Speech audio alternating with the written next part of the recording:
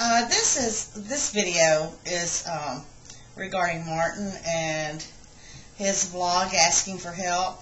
You know, sometimes we all need help, whether it be financial, emotional, whatever. We all need help.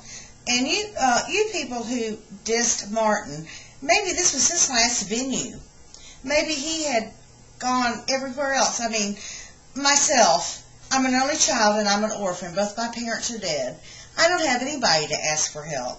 My husband, both his parents are dead. So, I mean, what do you do if you get down so far that you have to ask for help? I mean, we're his friends on YouTube. I mean, the least we can do is either say nothing, give him emotional support, or give him emotional and or financial support. I mean, this is ridiculous, all this infighting and everything.